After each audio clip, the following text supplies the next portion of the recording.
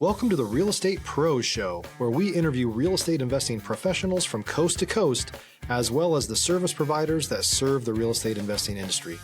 Our goal is simple: share what's working now to help you improve and scale your business to the next level and meet the pros that can help you get there.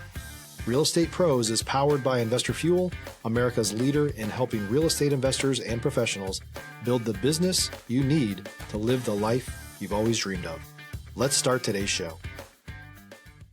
Property insurance for real estate investors doesn't have to be difficult, but it does need to be there to protect you when you need it. MyInvestorInsurance.com not only provides insurance at 15 to 30% cheaper than traditional agencies, it's built specifically for real estate investors like you.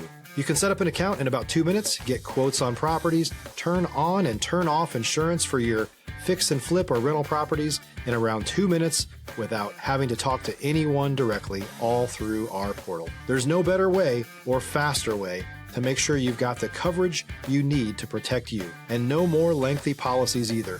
Once you're set up, you're billed monthly and prorated by the day for however long your policy is active. It's powered by MSI, the third largest independent MGA, with 1.5 million customers and more than $1 billion in cumulative premiums written. Get set up today in about 2 minutes at myinvestorinsurance.com/fuel. All right, guys, welcome back to the show. I am your host, Brett McCollum, and I'm here today with Veronica Fairweather. Today, we're going to be talking about foreclosure prevention. But before we do, at Investor Fuel, guys, we help real estate investors, service providers, and real estate entrepreneurs to 5X their businesses to allow them to build the businesses they've always wanted and live the lives they've always dreamed of. Without further ado, Veronica, how are you? I'm good, Brett. How are you? Doing so good. We didn't get a long time to catch up before we jumped on here going, live. But I mean, I have a feeling we're going to be best friends before we're done. I love it. I love it. I have the same feeling. I really like just kind of with what you're doing in the foreclosure space. Everything is really interesting. I do want to get into that, obviously. But before we do, can you do me a favor? Let's back up, context, Sure. history, that sort of thing. Who is Veronica? Yeah, okay. So great question. Hello, everyone. My name is Veronica Fairweather.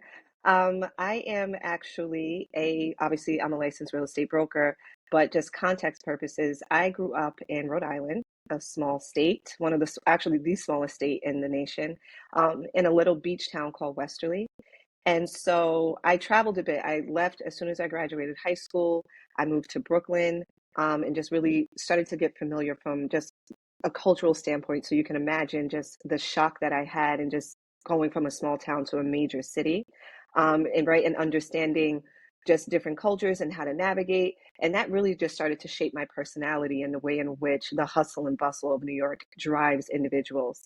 And so from there, I then moved to Philadelphia to go to Temple University. I know. So from small town, big city, smaller city. And I spent 2 years at Temple before I became pregnant. So I left school and moved to New Jersey to start a family. And during that time, I had no idea what I was going to do, right? I'm 22, just had a baby, and was just navigating the world as identifying myself as a mother, and then as a woman. And so struggling to find money, I decided to start working at a daycare as a teacher. And the idea came to me as I don't trust anyone with my child, and I can't afford daycare. So if I become a teacher at the daycare center, enroll my daughter there, I can still protect her in some way. So I was literally teaching class on lunch break, going breastfeeding. And so I did that for about a year before a friend of mine stepped in and said, listen, you are so much bigger than this. You're selling yourself short. She worked in pharmaceuticals. New Jersey is major for pharmaceuticals. She worked in pharmaceuticals and said, listen, I have a way in for you. I interviewed and I happened to get the job as administrative assistant. I had no idea how to work a computer, no idea how to schedule anything. At this point in time, I'm 24 and I'm just winging it.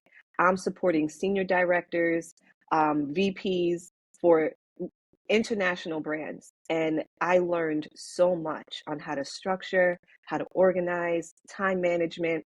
And that allowed me, I bounced from pharmaceutical company to pharmaceutical company for a good amount of 8 years. And I just became exhausted of the corporate environment. I couldn't do it anymore. It was taking me away from being able to pick up my daughter and drop her off to school and doing all the things that parents want to do.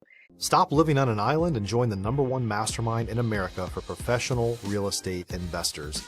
Investor Fuel is a community of hundreds of the nation's top investors working together to build stronger businesses and better lives. In addition to the amazing community of real estate investors acting as a board of advisors for one another, Investor Fuel members have access to 100% funding on purchase and repairs for our members only, a health insurance program, and benefits and discounts that more than pays for the membership of most of our members, meaning it's actually costing you money to not be a member of Investor Fuel. If you're looking to scale your business and build a business that allows you to live the life of your dreams, please visit investorfuel.com today and book a call with our team. And in between that time, I became a single parent. And so it just became so much. I then, at a certain point, met a great guy. We wound up getting married and everything was perfect. I left corporate and decided that I was going to venture out into real estate. My sister and my mom were both in real estate, and they just said, hey, listen, you should just try this. So I took the class, passed on my first chance. So I said, okay, this must be for me. I was in Jersey City at this time. Okay. And Jersey City was during this time frame where there was over 250 abandoned and vacant properties. And the city distributed this list, and they had placards on the door that were red, and each placard had a different sign on it. And those signs were indicative of the condition of the house. And I took up the chance of bartending so that way I can get to know the community more and get the insides of the information on the streets, so to speak. And so I just began door knocking and I started calling. And a lot of these people left their properties because the property value depreciated or they couldn't maintain the property anymore. So they just left and they were literally giving it to me. Veronica, you can have the house. I don't want anything to do with it. So that's how I learned about short sales and foreclosures, because individuals were just leaving and not taking care of their property. So during that time frame, my marriage started to fall apart, unfortunately.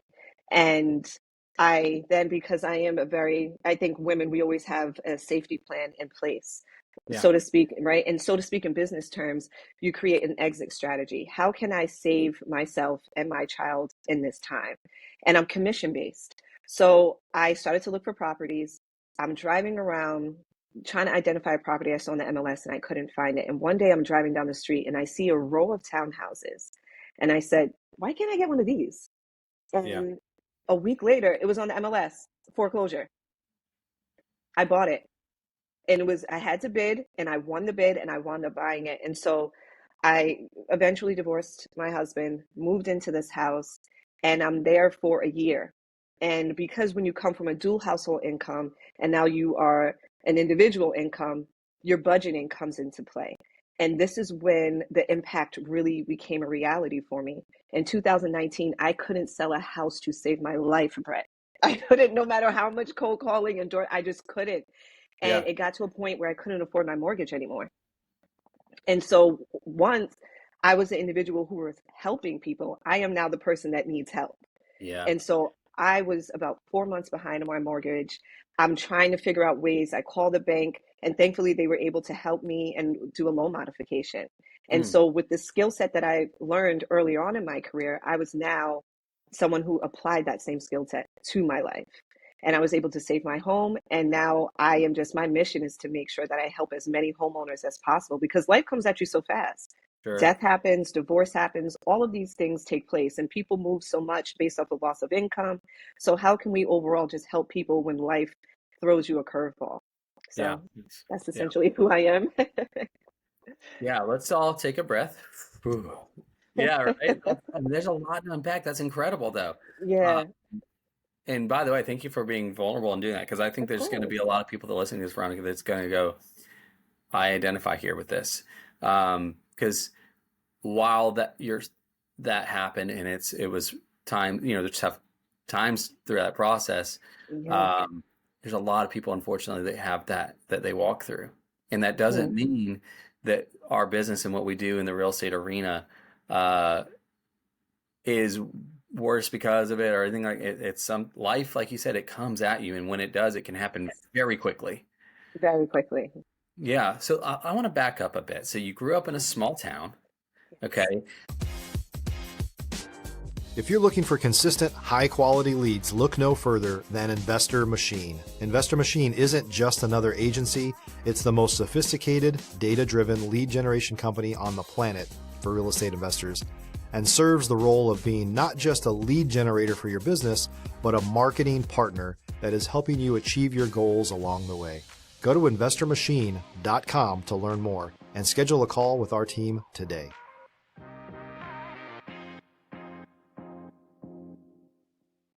I love, this is my silly thing. I also grew up in a small town, so I always am curious of people's definition of small town. Okay. What is small town for you? My graduating high school class was about 300 people. So my graduating high school class was 47, so that's yeah. Okay. That's I'm not Oh my you're not. I kid you not. It's that's all like yeah, and then because you made a comment, and I'm sorry, I'm not picking on you. Please forgive me. God. No, please. You said, and then I went to Philadelphia, so big town to small, and I was like, Philadelphia is not small, you crazy person. What are you talking about? Well, I'm comparing that to New York City, Sure. right? So, Yeah, but yeah. I'm like, man, you think where I live is like, if you think that's small, man, we live in our county has 300,000. Right? Okay. Okay. That's huge to me because I grew up in a town of like 5,000 people. Okay. I can understand that. Yeah. So like, dude, we had one traffic light. Okay, so uh, that's it's. But like it's interesting though. So you go from this, and it is like it's perspective. You Right. know, and that you grew up in a smaller town, and you moved to New York. How long were you in New York before you went to town? Moving to Philadelphia. Yeah, So I was in New York for about 3 years. enough. That's my okay. So Enough. enough to Yeah. go. Whoa, this is a Yeah. whole And I different. was 18. I was Oh, 18. Yeah, I was a baby and who just am like I already? roaming the streets. Exactly. Exactly. Yeah. What was that? Let me ask you this. What was that like back then? Because like at 18, the world is already so big anyway. So big. It's so And big. then you So go to I'm the biggest city in the world, albeit remote, relatively. right. So I actually moved to Brooklyn right after a year after 9/11. So Okay. there was this somber um essence that kind of roamed the city because it's still fresh for everyone, right? Hmm. And so it was the time frame where it's 2002, people are still selling CDs Sure. out of their trunk. Cabs won't go to Brooklyn, right? They're only in the city. And so it was that and just navigating. Imagine driving. You're going from a small town where you can drive to now you're jumping on a bus or going on the subway and you're seeing the most outlandish Crazy. crazy if we had more time I could tell you the most crazy stories that I've seen on the subway, Oh, truly. and it's just insane. So it was such a culture shock, not just from a diversity standpoint but just the way the energy of the city Sure. moves on a daily basis. And you're going from places that close at 10 p.m., the whole city, like the town shuts down, to Yep. 24 hours. Yep. Anything that you need, everything is accessible, everything is convenient.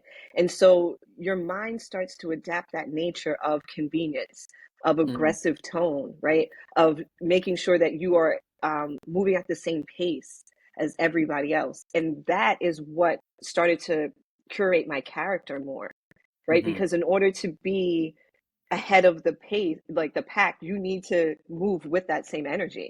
Sure. And so that small town mindset that I had quickly evaporated within the first 6 months because everyone was like, I can tell you're not from here. And I was like, no, I don't want to stand out, right? Just because of the way that I was so polite.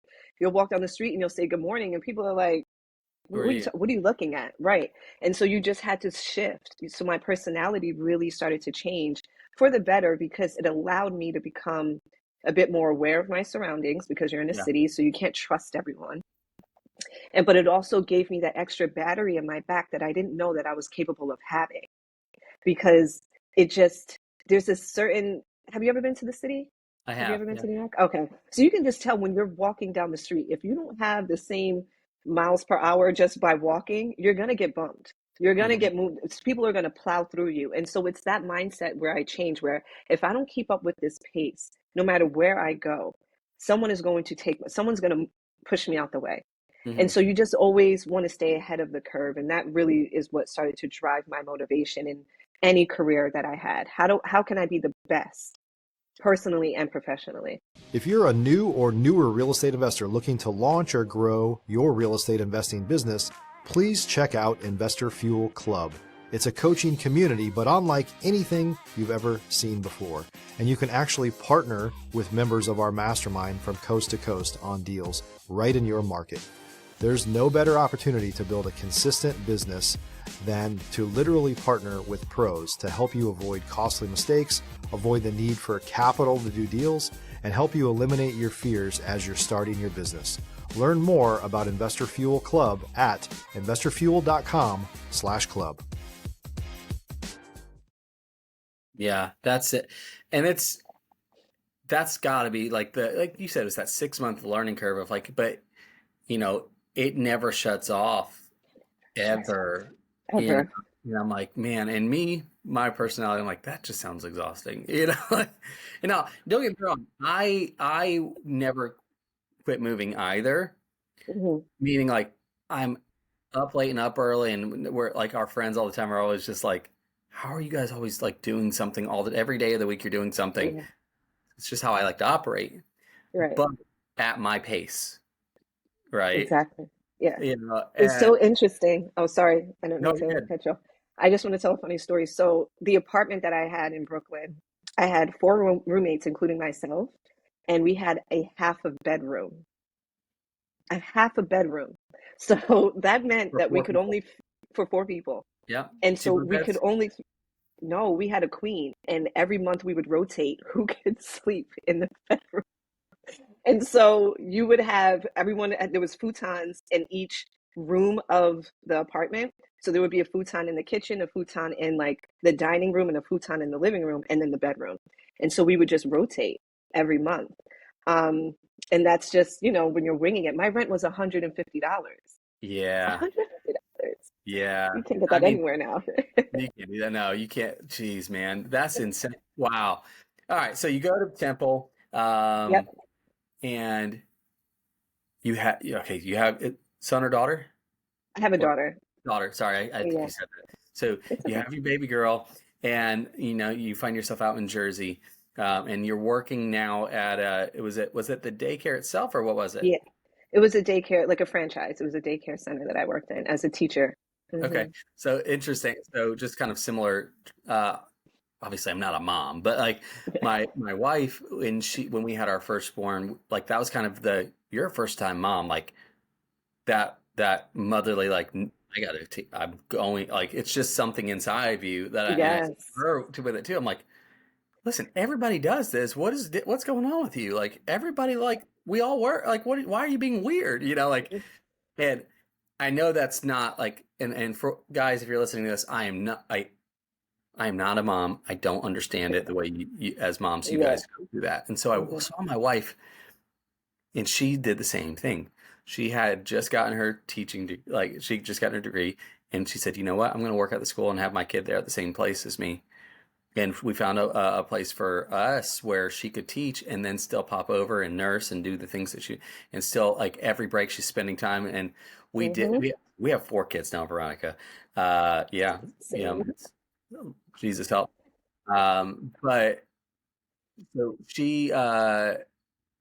we did that with two and I say and a half of our kids, right? Where before she came home full time. But she taught at the school there for 9 years doing this. And we were able Mm, to, have our kids right there and close. right. But yeah, so now we homeschool Oh, God and bless. well, and that's why if you guys are hearing in the background here, I got a little cricket because, I can't work out of my office anymore while I'm podcasting because it's too loud. So now we talked about this pre-show. Now I'm Yeah. in my garage and I have a cricket and I can't get rid of it.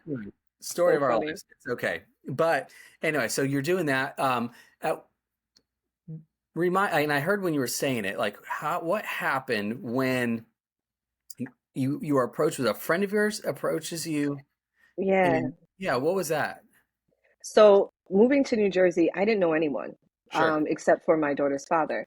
And so I was just engulfed around his life. I didn't really have a separate life. And so I met a friend through actually his family, and she and I became very close. And she came over one day and said, "Let's go out to eat." So I said, "Sure." So we go out to eat, and she's just like, "I see the light in you."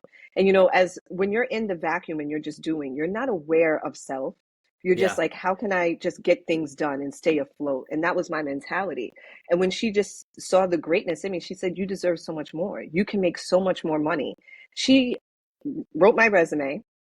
She actually enrolled me back into college because I had no desire to go back. I just wanted to just keep moving forward. So she enrolled me back into school at Kane University in New Jersey. Oh, She wow. did everything because she was just like, "I see how great you are, but I understand what is on your plate and you don't have the capacity to do like the minute things. So I'll take care of it for you." And Mm, she just launched me into a space that I didn't know I was capable of. And so yeah, sometimes it's really your team. You need a really good team of people around you, you do. especially when you have a child that can just help elevate you to the next level because you don't know what you don't know. And I was only 24. So I'm still trying to figure out what that means as a young woman, Sure. let alone as a mom.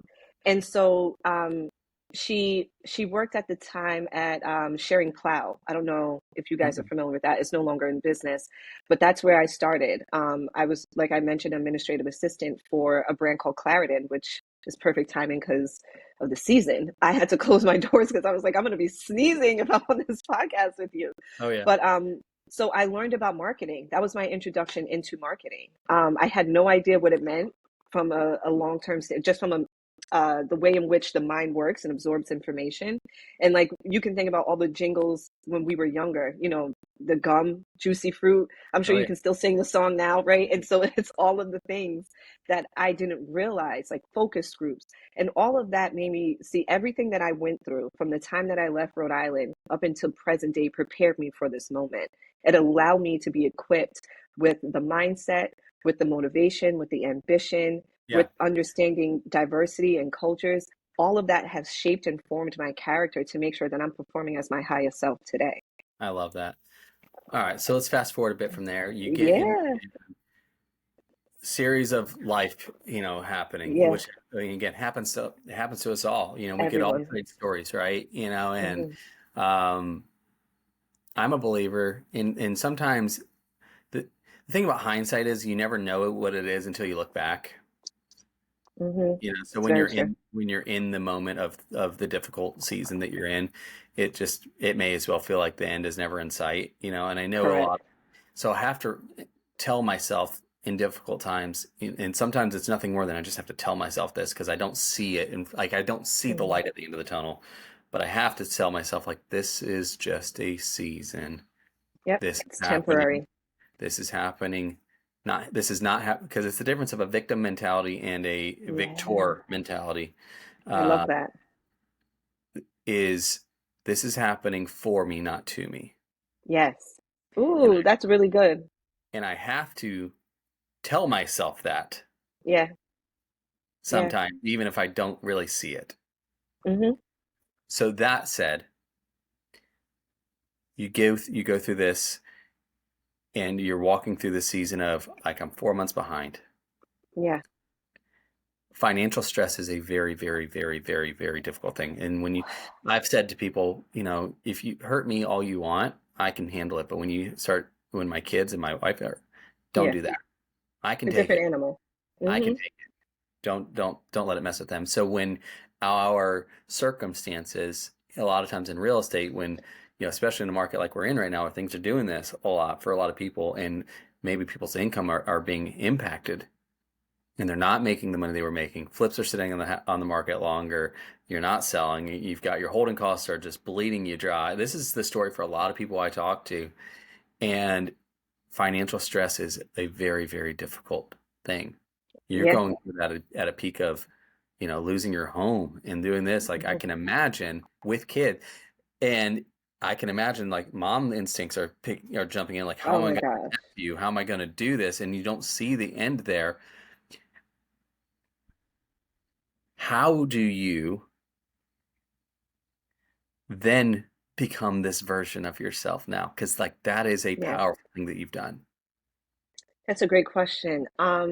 especially because, I left my husband.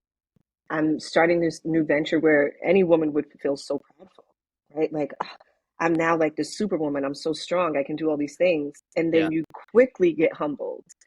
Um, Yeah. it was a very dark time. A lot of tears, right? By yourself. There's a lot of shame that's Yeah. associated with not being able to Sure. stay afloat. Yeah. No doubt. You don't want to tell anyone because you just don't want people to look at you sideways and say, well, this is why you shouldn't have left. You should have stayed. You don't want anyone to, reinforce your self-doubt already. And Yeah. so what I did was I started driving Uber. I went back to bartending just to make sure that I can maintain the necessities of putting food on the table, putting gas in my car so I can bring her to and from school, and just living a really tight budget. Um, and then this is when my faith increased in God. This is when I Yeah. leaned in heavily into it. And it's those moments where you have to lean into something that's going to give you a source of power to remain strong in this time. And that's what really started to pick me up. And I kid you not, at that fourth month, because what happens is if you don't pay your mortgage after 4 months, it goes into pre-foreclosure. You'll get a foreclosure notice. And so I was at that fourth month mark. And that same friend that got me that pharmaceutical job sent me a message randomly, said, "Hey, I was just checking on you. I haven't heard from you in a while, and my spirit told me to message you." And I said, and this is the only person I ever told when I was going through this. I said, things are not good. And I just let her know everything. And she said, "I actually just got hired at this pharmaceutical company. They work remote. They're looking for an admin. I'll put a word in for you." And I got the job a week later. Dude, I wish I could come give her a hug for you, right? Come on, man. Love her. She is an angel. She is an angel. And when I tell you, it just aligned, and that put me right back into place. And then 3 months later, I closed a deal that was someone's salary, Yep. and I was back in the game. I was back in it, and I never turned back. But during that time frame, again, it equipped me with the knowledge that I thought I already had. How to formulate a relationship with your bank when you are in financial hardship, how to Yeah. make sure that you're on top of your game. And so those things allow me to increase my skill set. So when I talk to homeowners who are facing foreclosure, I'm speaking from true experience, That's right. personal experience, not just from experience of working with various people. So I take it on very personally. So tell me this then, like how does the business today function? What is it exactly that you're the specialty that you do? Sure. So what I do is like I had mentioned, there's two stages of foreclosure. You're in pre-foreclosure, which is when you are 120 days or 4 months or greater behind on your mortgage payments. During that time frame, and depending on the state that you live in, New Jersey allows up to 2 years before they put your property on auction. So Mm, during those two, which is a great time, right? And that's because Jersey has a judicial foreclosure process, which means the bank has to go through the court system in order to file foreclosure. yeah. So because inventory is so high and the courts are backed up, it takes up to 2 years. I've worked with homeowners who haven't paid their mortgage in 10 years. Wow. And yeah, it's crazy. But nevertheless, that's the first step. So I typically reach out to them and say, "Hey, listen, I noticed that your property is you're facing pre-foreclosure. You have time. Don't wait. Don't ignore the signs." And I walk them through the steps of things that they can do. There are programs that the bank offers that can get you back on track. You have Yeah. loan modifications, you have forbearance, you have deferment. And that's all based off of your financials. So you have to submit documents. If that doesn't work, there are state programs that can help you reinstate your mortgage. So there's always a way. You just don't, the longer you wait, the harder it becomes to be able to get back on track. Sure. Now, typically what happens is I then call homeowners who are on the auction list. And even then, I've stopped auction same day and sold the house on multiple occasions. Wow. So when I tell my clients it's never too late, it's never too late. But each circumstance is different. And so Yeah. you want to work with someone who is well versed, very knowledgeable, has the experience, is aggressive, knows the relationship with the banks, knows how to talk to banks, right? Because there's a certain language you want to have. And that is very aggressive, knowing when to go to court, when to use Right. your adjournments. There's so many different tactics. Now, many people say they know how to do it, but not many people are aggressive enough to get it done. And that's the difference between me and everyone else. That's incredible. Yeah, and right now, I mean,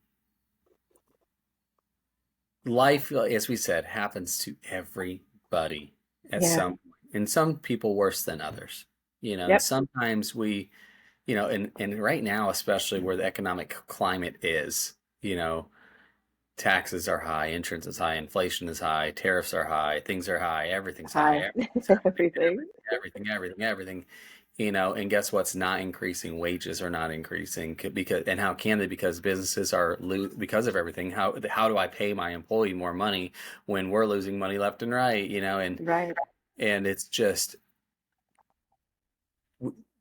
there are things that we follow as investors, a Mhm. lot. One of them is the inverted yield curve. Have you heard of that? Love it. So inverted yield curve is just a basically, and I'll get the cliff notes is it's the treasury yield and short term and long term treasury yields. When one is higher or lower than the other, it's called an inverted curve, right? And so Okay. when short term outperforms long term, that's when it well, right? I'm not a big economist, so I'm not going to pretend to know things. But one of the things Mhm. that I've been told to look at is what happens to the labor market after an inverted Mm. yield curve. And traditionally, it's about 18 months to 2 years, you start seeing a recession. Okay. Well, it wasn't quite 2 years, about 2.5 years was from when the yield curve triggered. So it was like Mm. September of 23. Okay. No, 22, excuse me. Yeah. Okay. Yeah. And we're like, oh no, what the, and all, so Mhm. investors are going, okay, well, da da da da. And fast forward us, we're seeing a lot more things on the market with foreclosure increasing Yeah. and, credit card debt at the Hmm. most at all time All time highs. high. Yeah. And it's like, oh, maybe it did know what it was talking about, Hmm. you know? Are you seeing more of that too, like with today, or what is that? Yeah.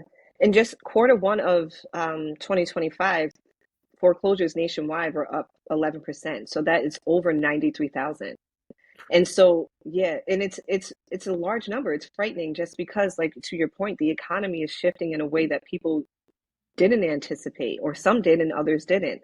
And if you're unable to pay your mortgage now, because a lot of federal workers did lose their job, a lot of small businesses are coming out of, are shutting down, there's going to be a rise. And if you don't act now on just at least strategizing and start calling your banks and letting them know of your financial hardship, I always put it very simply to my clients. Imagine if you loan your cousin or a friend $1,500 and they start paying you, and then all of a sudden they stop. They don't call you. They cut off communication. You have no idea what's going on. You're reaching out to them. They're just ignoring you. Yeah, How do you feel? You want your money, sure. especially in times like this. That is the bank. The bank just wants to know what's going on. And all you have to do is just call and let them know. They're there to help you. Hmm. And rent is at all-time high. Truly. Rents are higher than a lot of people's mortgages, right? Yep. So you want to be in a position where you don't lose your house and have to rent and can't afford the rent, because then you're evicted. That's It's right. quicker to get evicted than it does to get foreclosed on. Sure. Yep. So you're safer in a mortgage than you are in a rental. So it's just important that you know and you work with the right professionals to get you back on track. So my concern is, yes, some states are a lot higher than others when it comes to the foreclosure rate. New Jersey does rank the third in the nation as the highest foreclosure state. And so you just want to be aware of what you're doing and how to navigate it, and just become familiar with how your state handles foreclosures overall. Yeah. Question for you. How can we're an investors podcast. How can we work Yeah. with you in some way? What does that look like? Oh, yeah, that's a great question. So, you can contact me, right, directly. If you want to go to my social media handles, that's Veronica the Broker. But another way to just stay in the loop is that I do have an investor list where I do call on investors where I'm able to find distressed properties. And there's situations where you're able to um, partner with, do a joint venture as such with some of my clients to be able to get them back on track. And then you act as the bank and they pay Hmm. you a reduced fee, right? Um, and there's just so many opportunities, but that's just one example where we're able to leverage those relationships and maintain a dual responsibility on both That's parts right. where it Yeah. works Yeah. for both parties. I think that's special. Yeah. And being able to service both sides of it. And Yeah. obviously, I love the fact that you operate from a place of care and experience because, like, hey, Yes. this was me at one point, and never for like, I won't share this podcast. This is not about me, but like, not forgetting where you come from, Hmm. is hard for a lot of people because it becomes so transactional sometimes with Yes, what we do. If we can always operate from the lens for each person we work with, like, hey, this was me. Hey, this was me. That's special. I understand. Yeah, I understand what you're experiencing.